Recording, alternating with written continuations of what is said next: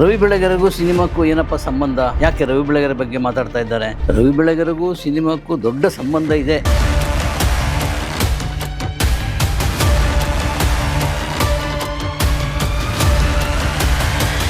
First Ravi ಬೆಳಗೆರೆಗೆ ಬೆಂಗಳೂರಿಗೆ ಬಂದಾಗ ಆತನಿಗಿದ್ದ ದೊಡ್ಡ ಆಸೆ ಏನಂದ್ರೆ ಸುನಿಲ್ ಕುಮಾರ್ ದೇಸಾಯಿ ಅವರನ್ನು ಭೇಟಿಯಾಗಿ ತನ್ನ ಕತೆ ಒಂದು ಸಿನಿಮಾ ಮಾಡಿಸ್ಕೊಳ್ಳೋದು.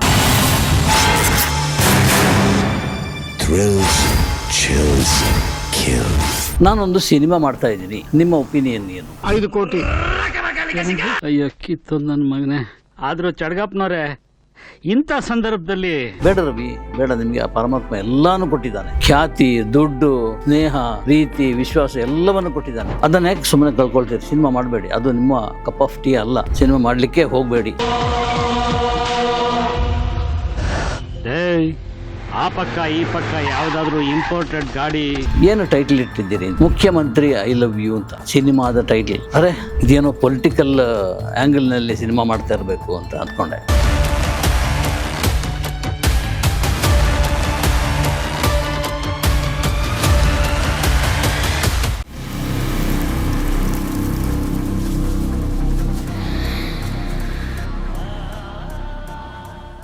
ನಮಸ್ಕಾರ.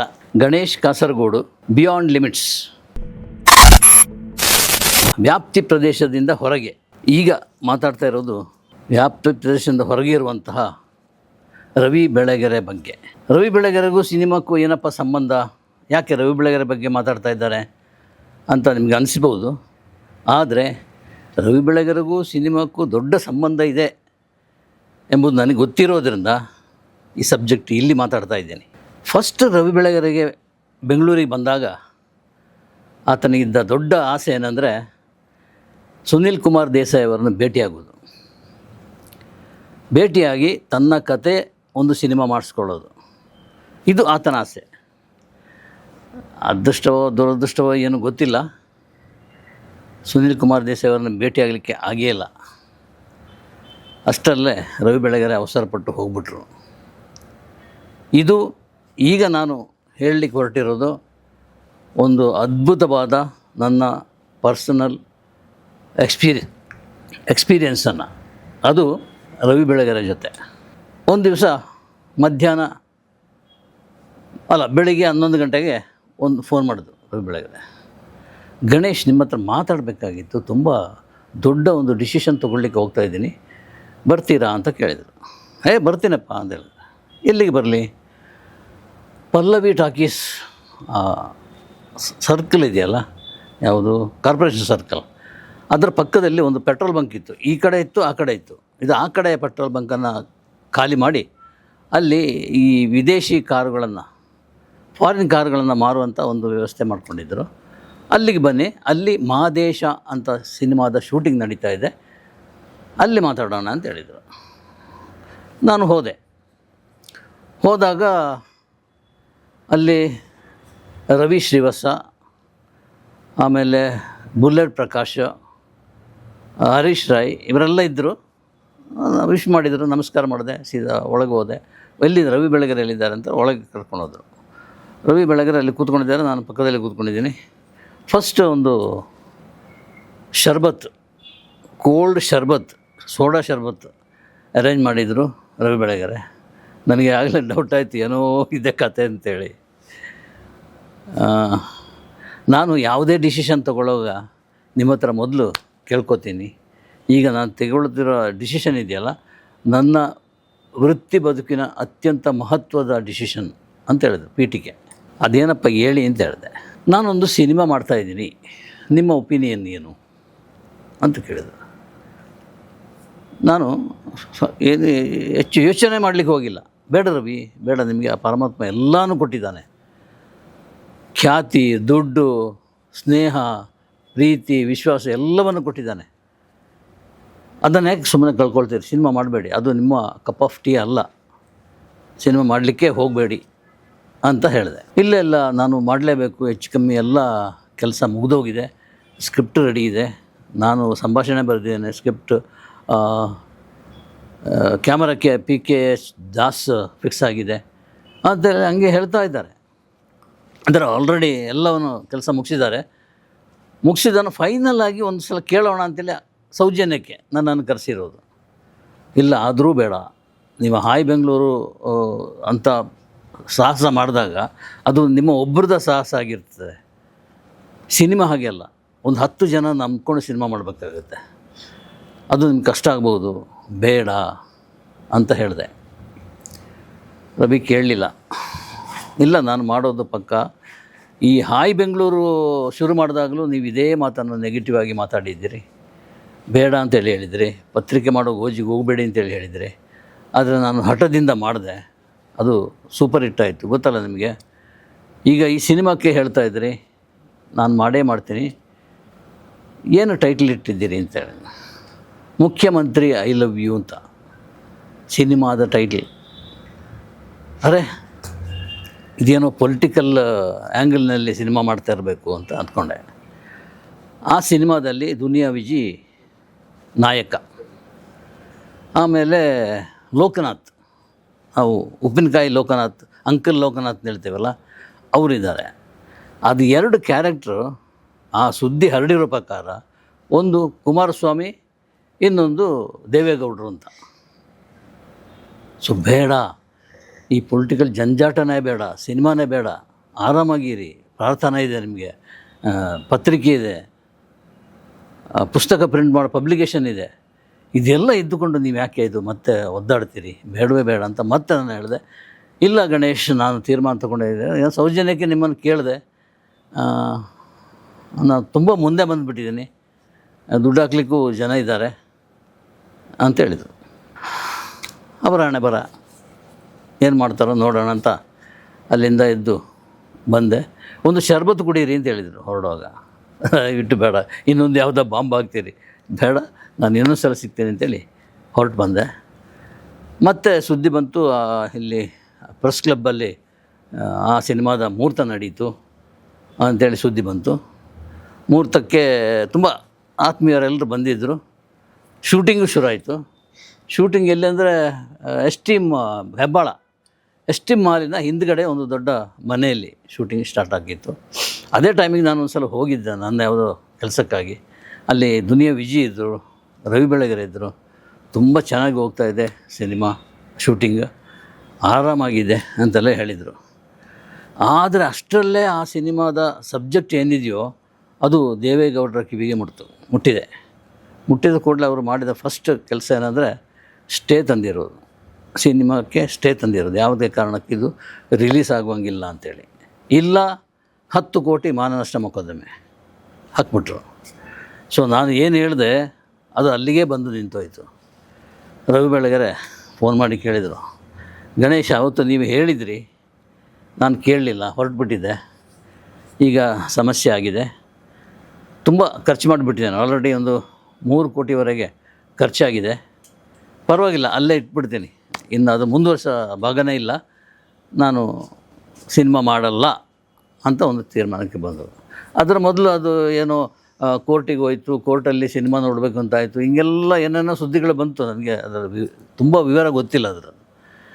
ಹೀಗೆ ರವಿ ಬೆಳಗೆರೆಯ ಲವ್ ಯು ಮುಖ್ಯಮಂತ್ರಿ ಐ ಲವ್ ಯು ಸಿನಿಮಾದ ಕತೆ ಅದು ಅಲ್ಲಿಗೆ ನಿಂತೋಯ್ತು. ರವಿ ಮತ್ತೆ ಸಿನಿಮಾದ ಬಗ್ಗೆ ಯೋಚನೆ ಮಾಡಲಿಕ್ಕೆ ಹೋಗಿಲ್ಲ. ಆದರೆ ಒಂದು ಆ್ಯಕ್ಟ್ ಮಾಡುವಂಥ ಒಂದು ತುಡಿತ ಇದೆ ಅಲ್ಲ, ರವಿ ಬೆಳಗೆರೆಗಿತ್ತು. ಆ ತುಡಿತಕ್ಕೆ ಒಂದು ದಾರಿ ಮಾಡಿಕೊಟ್ಟಿದ್ದು ನಮ್ಮ ರವಿ ಶ್ರೀವತ್ಸ. ಮಾದೇಶ ಸಿನಿಮಾ, ಶಿವಣ್ಣ ನಾಯಕ. ಒಂದು ದಿವಸ ರಾತ್ರಿ ಅಲ್ಲ, ಬೆಳ್ಳಂಬೆಳಗ್ಗೆ 3 ಗಂಟೆ ಹೊತ್ತಿಗೆ ಒಂದು ಕಾಲ್ ಬರ್ತದೆ ನನಗೆ. ಆರಾಮ ನಿದ್ದೆ ಮಾಡ್ತಾಯಿದ್ದೆ.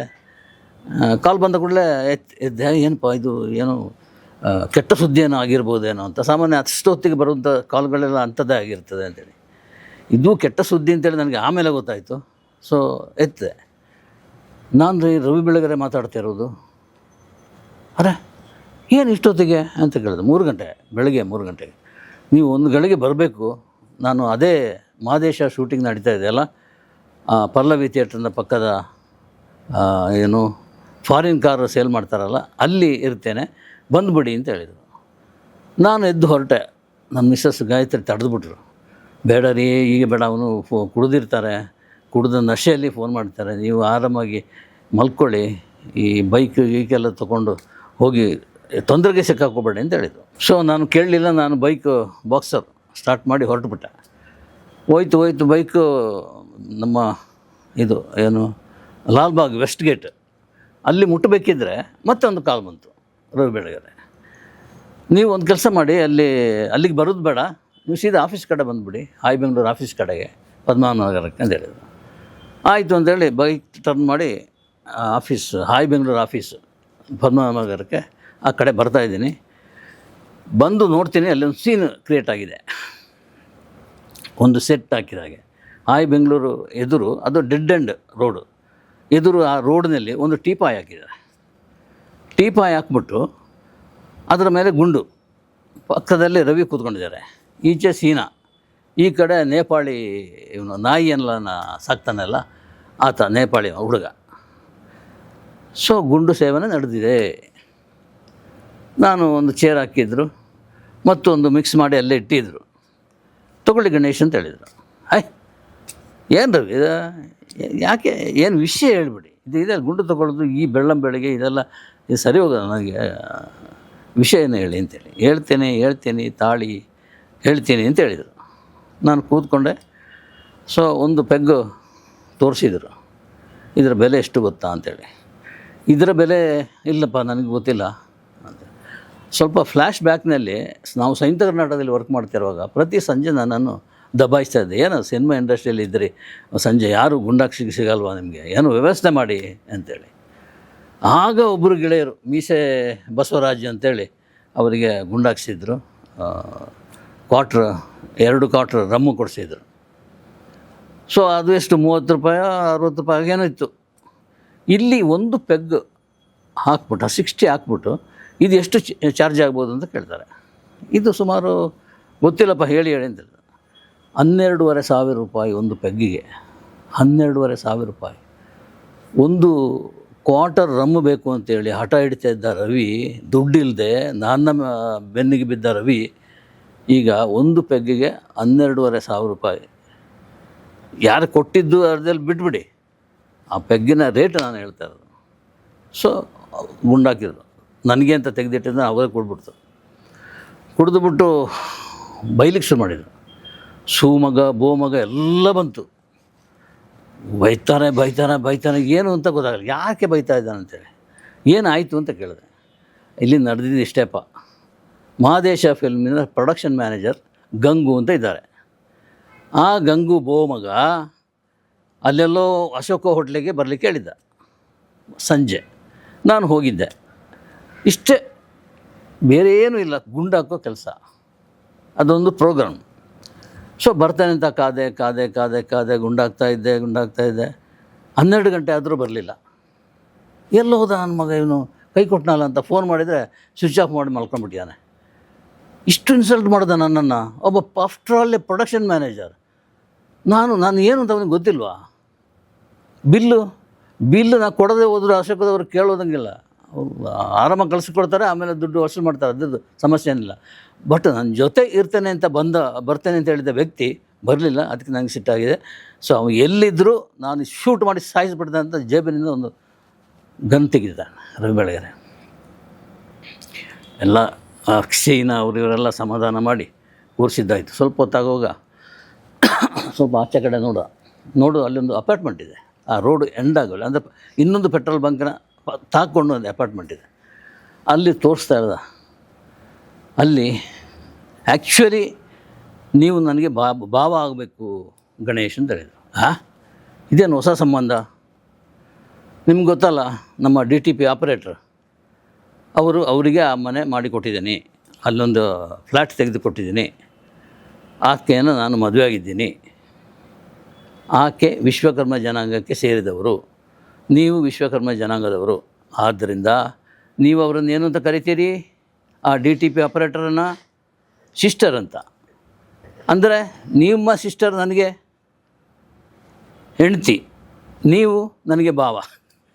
ಸಂಬಂಧನ ಹೀಗೆ ಫೋಣಿಸ್ಬಿಟ್ಟ ರವಿ ಬೆಳಗೆರೆ. ಆಯ್ತಪ್ಪ, ಮದುವೆ ಆಗಿದ್ದೀನಿ, ಅವ್ಳಿಗೆ ಏನೇನು ಬೇಕೋ ಅದೆಲ್ಲವನ್ನು ಕೊಡಿಸಿದ್ದೀನಿ, ಸೊ ಆಕೆ ಸಂತೃಪ್ತಳು, ನಾನು ಸಂತೃಪ್ತ ಅಂತ ಹೇಳ್ದೆ. ಹಾಗೆ ಹೇಳಿ ಹೇಳಿ ಹೇಳಿ ಅಮಲು ಜಾಸ್ತಿ ಆಗಿಬಿಡ್ತು. ಮತ್ತು ಇನ್ನೊಂದು ಪೆಗ್ ತೊಗೊಳ್ಳಿಕ್ಕೆ ಹೋಗುವಾಗ ಸೀನಾ ಅಣ್ಣಣ್ಣ ನಾವು ಒಳಗೆ ಹೋಗೋಣ ಅಂತ ಹೇಳಿದ್ರು. ಆಫೀಸಿಗೆ ಹೋಗೋಣ, ಇಲ್ಲಿ ಬೆಳಕಾಗ್ತಾಯಿದೆ, 6 ಗಂಟೆ ಆಗಿಬಿಟ್ಟಿತ್ತು, ಬೆಳಕಾಗ್ತಾಯಿದೆ, ಎಲ್ಲ ಜನ ನೋಡ್ತಾ ಇದ್ದಾರೆ, ಬಿಟ್ಬಿಡಿ ಒಳಗೆ ಹೋಗೋಣ ಅಂತ. ಸೊ ಹಂಗೆ ಎಬ್ಬಿಸ್ಕೊಂಡು ಸೀದಾ ಅವನ ಆಫೀಸಿಗೆ ಒಳಗಡೆ ಹೋದ್ವಿ. ರವಿ ಕೂತ್ಕೊಂಡಿದ್ದಾರೆ, ನಾನು ಇಲ್ಲಿ ಕೂತ್ಕೊಂಡಿದ್ದೀನಿ. ಸ್ವಲ್ಪ ಹೊತ್ತಾಗಬೇಕಿದ್ರೆ ರವಿ ಜೋಗಿಗೆ ಫೋನ್ ಮಾಡಿದ್ರು. ಜೋಗಿ ಒಂದು ಗಳಿಗೆ ಬಂದುಬಿಡಿ ಅಂತೇಳಿ.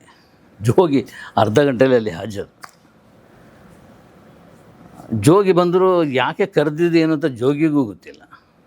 ಸ್ವಲ್ಪ ಹೊತ್ತಾಗಬೇಕಿದ್ರೆ ದುನಿಯಾ ವಿಜಿ ಬಂದರಲ್ಲಿ. ಬಂದು ಮಾತುಕತೆ ಆಯಿತು. ಏನು ಮಾತುಕತೆ? ಏನೂ ಇಲ್ಲ, ಬರೀ ಮಾದೇಶ ಸಿನಿಮಾ ನಾನು ಆ್ಯಕ್ಟ್ ಮಾಡೋದು ಅದು ಇದು ಅಂತ. ಸ್ವಲ್ಪ ಹೊತ್ತಾಗಬೇಕಿದ್ರೆ ರವಿ ಶ್ರೀವಾಸ ಬಂದರು. ಬಂದ ತಕ್ಷಣ ರವಿ ಬೆಳಗೆರೆ ಸಾಷ್ಟಾಂಗ ನಮಸ್ಕಾರ ಮಾಡಿದರು. ವಿಷಯ ಏನಂದರೆ ಅಷ್ಟೊತ್ತಿಗೆ 8 ಗಂಟೆ ಆಗಿತ್ತು. 10 ಗಂಟೆಗೆ ಮಾದೇಶ ಶೂಟಿಂಗು, ಬೆಳಗ್ಗೆ 10 ಗಂಟೆಗೆ ಶೂಟಿಂಗ್. ಇಲ್ಲಿ 8 ಗಂಟೆಗೆ ಗುಂಡಾಕ್ಬಿಟ್ಟು ಮಾತಾಡ್ತಾ ಇದ್ದಾನೆ. ಸರಿಯಾಗಿ ತಲೆ ಎತ್ತಲಿಕ್ಕೆ ಆಗ್ತಾಯಿಲ್ಲ. ನಾನು ಶೂಟಿಂಗ್ ಹೇಗೆ ಮಾಡೋದಪ್ಪ ಅಂಥೇಳಿ ಗಾಬರಿಯಲ್ಲಿ ಸಾಷ್ಟಾಂಗ ನಮಸ್ಕಾರ ಮಾಡೋಣ, ಶೂಟಿಂಗ್ ಇದೆ ಅಂತೇಳಿ. ನಿನ್ನನ್ನು ಈಗ ಮರ್ಡರ್ ಮಾಡಿಬಿಡ್ತೆ ಅಂತೇಳಿ ಟೇಬಲ್ ಮೇಲಿದ್ದ ಗನ್ ವಾಪಸ್ ತೆಗೆದುಬಿಟ್ಟು. ಅದು ಮಾಮೂಲಿ ಗನ್ನು ತೆಗೆಯೋದು. ರವಿ ಶ್ರೀವಾಸ ಗನ್ ತೆಗೆದು ಕೂಡಲೇ ಭಯ ಬಿದ್ದು ಆಚೆ ಹೋದರು. ಸ್ವಲ್ಪ ಹೊತ್ತಾಗಬೇಕಿದ್ರೆ ಗೋವರ್ಧನ ಮೂರ್ತಿ ಅಂತೇಳಿ ಮಾದೇಶ ಸಿನಿಮಾದ ಪ್ರೊಡ್ಯೂಸರ್. 10 ಬೆರಳಿಗೂ ಉಂಗುರ, ಇಲ್ಲಿ ಹೆಬ್ಬೆರಳಿಗೂ ಉಂಗುರ ಇದೆ, ಇಷ್ಟು ದೊಡ್ಡ ಇದು ಮಾಲೆ ಅಂತ ದೊಡ್ಡ ನೆಕ್ಲೆಸ್ನಂತಹ ಹಾರ ಹಾಕ್ಕೊಂಡು ಬಂದಿದ್ದಾರೆ. ಕೈಗೆ ಎಂಥದ್ದು ಗೋಲ್ಡ್ ಬಳೆ ಇದೆಲ್ಲ ಹಾಕ್ಕೊಂಡು ಬಂದಾಗ, ಮಗನೇ ನಿನ್ನನ್ನು ಈಗ ಶೂಟ್ ಮಾಡಿ ಕೊಲ್ತೇನೆ ಅಂತ ಹೇಳ್ಬೋದು. ಅಯ್ಯ ಇದೇನಪ್ಪ, ಈ ಪ್ರೊಡ್ಯೂಸರ್ ಅವ್ರದ್ದು, ಪ್ರೊಡ್ಯೂಸರಿಗೆ ಈ ಥರ ಮಾತ್ರ ಏನೋ ತೊಂದರೆ ಆಗಿರ್ತದೆ ಏನೋ ಗೊತ್ತಿಲ್ಲ. ಸೊ ಆತ ಅಣ್ಣ ಅಣ್ಣ ಅಣ್ಣ ಅಂತೇಳಿ ರವಿ ಹತ್ರ ಬಂದು ಅದೇನೋ ಕ್ಷಮೆ ಕೇಳ್ದ. ಯಾವುದಕ್ಕೆ ಕ್ಷಮೆ ಕೇಳಿದ್ದು, ಇವನು ಯಾಕೆ ಗದರಿಸಿದ್ದು ಒಂದು ಗೊತ್ತಿಲ್ಲ. ಅಣ್ಣ ಶೂಟಿಂಗ್ ಬರಬೇಕು ನೀವು ಈಗ ಇನ್ನು 2 ಅವರ್ಸ್ನಲ್ಲಿ ಅಂತೇಳಿ. ಅಷ್ಟೊತ್ತಿಗೆ ರವಿ ಬೆಳಗೆರೆ ಫುಲ್ ಟೈಟ್ ಆಗಿಬಿಟ್ಟು ಟೇಬಲ್ ಮೇಲೆ ತಲೆ ಇಟ್ಟು ನಿದ್ರೆ ಮಾಡಲಿಕ್ಕೆ ಕೊಟ್ಟ. ಯಾರು ಹೇಳಿದರು ರವಿ ಶ್ರೀವಾಸ, ಯಾರು ಡಿಸ್ಟರ್ಬ್ ಮಾಡಬೇಡಿ, 2 ಅವರ್ಸ್ ಆದರೆ 2 ಅವರ್ಸ್ ನಿದ್ದೆ ಮಾಡಲಿ ಆತ. ನಿದ್ದೆ ಮಾಡಿ ಸ್ವಲ್ಪ ಫ್ರೆಶ್ ಆದರೆ ಸೀದಾ ಶೂಟಿಂಗ್ ಹೋಗ್ಬೋದು ಅಂತೇಳಿ. ನಾನು ಜೋಗಿ ಹೊರಟೋಗ್ಬಿಟ್ಟಿದ್ರು, ದುನಿಯಾ ವಿಜಿ ಎಲ್ಲಿ ಹೋಗಿದ್ರು ಅಂತ ಗೊತ್ತೇ ಇಲ್ಲ. ಆಮೇಲೆ ನಾನು ಹೊರಟೋದೆ ಮನೆಗೆ. ಆಮೇಲೆ ನೆಕ್ಸ್ಟ್ ಡೇ ನನಗೆ ಗೊತ್ತಾದ್ದೇನೆಂದರೆ 10 ಗಂಟೆಗೆ ಕರೆಕ್ಟಾಗಿ ಶೂಟಿಂಗ್ ಸ್ಟಾರ್ಟ್ ಆಯಿತು. ಆದರೆ ಈತನ ರವಿ ಬೆಳಗೆರೆದು ಒಂದೇ ಒಂದು ಕಂಡೀಷನ್ ಅಂದರೆ, ಆ ಗಂಗು ಎಂಬ ವ್ಯಕ್ತಿ ಸೆಟ್ಟಿಗೆ ಬರಬಾರ್ದು. ಸೆಟ್ಟಿಗೆ ಅಕಸ್ಮಾತ್ ಬಂದರೆ ಜೇಬ್ನಲ್ಲಿರೋ ಗನ್ ತೆಗಿತೀನಿ, ಹೊಡಿತೀನಿ ಅಂತ. ಆದ್ದರಿಂದ ಗಂಗು ಇಲ್ಲವೇ ಇಲ್ಲ, ಸಿಗಲಿಲ್ಲ, ರವಿಗೆ ಸಿಗಲಿಲ್ಲ. ರವಿ ಕೈಯಿಂದ ಬಚಾವಾಗಿಬಿಟ್ರು ಗಂಗು. ಇದಿಷ್ಟು ಮಾದೇಶ ಮತ್ತು ಮುಖ್ಯಮಂತ್ರಿ ಐ ಲವ್ ಯು ಸಿನಿಮಾಕ್ಕೆ ಸಂಬಂಧಪಟ್ಟ ಕತೆ. ಮಾದೇಶದಲ್ಲಿ ರವಿ ಬೆಳಗೆರೆ ಅದ್ಭುತವಾದ ವಿಲ್ಲನ್ ರೋಲ್ ಮಾಡಿದ್ದಾರೆ. ವಿಲ್ಲನ್ ಅಂದರೆ ಕಾಮಿಡಿ ವಿಲ್ಲನ್, ತುಂಬ ಚೆನ್ನಾಗಿ ಮಾಡಿದ್ದಾರೆ. ಆದರೆ ಟೋಟಲ್ ಫಿಲ್ಮ್ ಇದೆಯಲ್ಲ, ಫಿಲ್ಮಿನಿಂದ ರವಿಗೆ ಆದ ಲಾಭ ಅಂದರೆ ಶಿವಣ್ಣನ ಸ್ನೇಹ. ತುಂಬ ಆತ್ಮೀಯರಾಗ್ಬಿಟ್ರು ಇಬ್ಬರೂ. ಆ ಸಿನಿಮಾದ ಶೂಟಿಂಗ್ ನೆಪದಲ್ಲಿ ಅದೇನೋ ಕಾಲು ಎಳೆದೆಲ್ಲ ಬರೀತಿದ್ದೆಲ್ಲ ಇತ್ತು. ಒಂದು ಕಡೆ ಶಿವಣ್ಣನೇ ಹೇಳಿದರು, ಅಯ್ಯಪ್ಪ ಗಣೇಶ್ ಕಾಸರಗೋಡು ಅಂದರೆ ನಮಗೆ ಭಯಪ್ಪ, ಹಾಯ್ ಬೆಂಗಳೂರಿನಲ್ಲಿ ಏನೋ ಬರೆದು ಬಿಡ್ತಾರೆ ನೆಗೆಟಿವ್ ಅಂತೇಳಿ ಹೇಳಿ. ಅದೇನೂ ಅಲ್ಲ ಅಂತ ನಮಗೆ ಆಮೇಲೆ ಗೊತ್ತಾಯಿತು. ಸೊ ನನ್ನ ಹತ್ರ ಹೇಳಿದರು ಶಿವಣ್ಣ. ಈಗ ಅವರಿಬ್ಬರೇ ಜೊತೆ ಆಗಿರೋದ್ರಿಂದ ಸಮಸ್ಯೆ ಏನೇ ಇಲ್ಲ. ಸೊ ಒಂದು ಇಬ್ಬರು ವ್ಯಕ್ತಿಗಳು ಸ್ನೇಹದಿಂದ ಇದ್ರ ಕೊನೆ ತನಕದವರೆಗೆ. ಸೊ ರವಿ ಬೆಳಗೆರೆ ಇರ್ತಿದ್ದರೆ, ಮೊನ್ನೆ ಸುನಿಲ್ ಕುಮಾರ್ ದೇಸಾಯಿ ಅವ್ರನ್ನ ಭೇಟಿಯಾಗಿದ್ದೆ. ಅವ್ರದ್ದು ಒಂದೇ ಕಂಡೀಷನ್, ನಾನು ಭೇಟಿಯಾಗಲಿಕ್ಕೆ ಏನು ಸಮಸ್ಯೆ ಇಲ್ಲ, ಬಟ್ ನಾನು ಏನು ಮಾಡ್ತಾಯಿದ್ದೀನಿ, ಹೇಗಿದ್ದೀನಿ ಅಂತ ಕೇಳಬಾರ್ದು ಅಂತ ಕಂಡೀಷನ್ ದೇಸಾಯಿದು. ನಾನು ಏನು ಕೇಳಲ್ಲ, ನಿಮ್ಮನ್ನು ನೋಡಬೇಕು ಅಷ್ಟೇ, ನಿಮ್ಮ ಪಕ್ಕದಲ್ಲಿ ಕೂತ್ಕೊಂಡು ಒಂದು ಕಾಫಿ ಕುಡಿಬೇಕು ಅಷ್ಟೇ ಕೆಲಸ, ಬೇರೆ ಏನಿಲ್ಲ, ಕೇಳಲ್ಲ ಅಂತ ಹೇಳಿದೆ. ಅಲ್ಲಿ ಒಂದೇ ಒಂದು ಮಾತು ನಾನು ಹೇಳಿದ್ದೆ ದೇಸಾಯಿಗೆ. ನಮ್ಮ ರವಿ ಬೆಳಗೆರೆ ಬಂದಾಗ, ಅಂದರೆ ಬೆಂಗಳೂರಿಗೆ ಕಾಲಿಟ್ಟಾಗ ಪ್ರಥಮತಃ ಹೇಳಿರೋದು, ನಾನು ಒಂದು ಕಥೆಯನ್ನು ಅವ್ರಿಗೆ ಕೊಡಬೇಕು, ದೇಸಾಯಿನ ಪರಿಚಯ ಮಾಡಿಸಿ ಅಂತೇಳಿ ಹೇಳಿದ್ದು. ಆ ಕತೆ ಕೊಟ್ಟರೆ ನಾನು ಸಿನಿಮಾ ಮಾಡಬೇಕು, ದೇಸಾಯಿ ಸಿನಿಮಾ ಮಾಡಬೇಕು ಅಂತ ಒಂದು ಆಸೆ ಇತ್ತು. ಅದು ಆಗಿಲ್ಲ. ಅಂತೇಳಿ ಅಯ್ಯೋ ಅಂಥ ಒಂದು ಸಂದರ್ಭ ಸಿಗ್ತಿದ್ರೆ ಅಂತೇಳಿ. ಈಗ ಅಂದರೆ ಬಂದ ಟೈಮ್ನಲ್ಲಿ ರವಿ ಹೇಗಿದೆ ಅಂತ ಎಲ್ರಿಗೂ ಗೊತ್ತಿದೆ. ಆಗ ಏನೋ ಪರಿಚಯ ಮಾಡಿಸಿದ್ರೆ ದೇಸಾಯಿನೇ ನೆಗ್ಲೆಕ್ಟ್ ಮಾಡಿಬಿಡ್ತಿದ್ರು ರವಿ ಬೆಳಗೆರೆನ. ಈಗ ಅಂದರೆ ಸಾಯುವ ಮೊದಲನೇ ದಿನಗಳಲ್ಲಿ ಮತ್ತೆ ಒಂದು ಸಲ ಹೇಳಿದರು, ಯಾವುದು ಈ ಮಾದೇಶ ಮತ್ತು ಮುಖ್ಯಮಂತ್ರಿ ಐ ಲವ್ ಯು ಸಿನಿಮಾದ ಹಾಗೆ ಎಕ್ಸ್ಪೀರಿಯನ್ಸ್ ನಂತರ ಒಂದು ಕತೆ ದೇಸಾಯಿ ಕೈಯಲ್ಲಿ ಮಾಡಿಸೋಣ ಅಂಥೇಳಿ. ಅಂಥ ಸಂದರ್ಭದಲ್ಲಿ ಆತ ಸ್ವತಃ ದುಡ್ಡು ಹಾಕಿ ಸಿನಿಮಾ ಮಾಡುವಷ್ಟು ಸಮರ್ಥನಾಗಿದ್ದ ರವಿ ಬೆಳಗೆರೆ. ಆದರೆ ಕಾಲ ಬಿಡಲಿಲ್ಲ, ವಿಧಿ ಬಿಡಲಿಲ್ಲ. ರವಿ ಬೆಳಗೆರೆ ಹೊರಟೋದ್ರು. ಇಲ್ಲಿಗೆ ರವಿ ಬೆಳಗೆರೆ ಮತ್ತು ಸಿನಿಮಾಕ್ಕೆ ಸಂಬಂಧಪಟ್ಟಂತಹ ಕತೆ ಮುಗಿಸ್ತಾ ಇದ್ದೀನಿ. ವ್ಯಾಪ್ತಿ ಪ್ರದೇಶದಿಂದ ಹೊರಗಿದ್ದಾರೆ ರವಿ ಬೆಳಗೆರೆ. ಎಲ್ಲಿದ್ದರೂ ನಾನು ಮಾತಾಡೋದನ್ನು ಕೇಳಿಸ್ತಾರೆ ಅಂತ ನನ್ನ ನಂಬಿಕೆ. ಇಷ್ಟೂ ಮಾತಾಡಿದ್ದೀನಿ. ಇದು ಅವತ್ತು ನಡೆದಿರೋ ಘಟನೆಗಳು 2. ಇದನ್ನು ನಿಮ್ಮ ಮುಂದೆ ಅರ್ಪಿಸಿ ವ್ಯಾಪ್ತಿ ಪ್ರದೇಶದಿಂದ ಹೊರಗೆ ಅಂಕಣ ಈ ವಾರದ್ದನ್ನು ನಿಲ್ಲಿಸ್ತೀನಿ. ನಮಸ್ಕಾರ.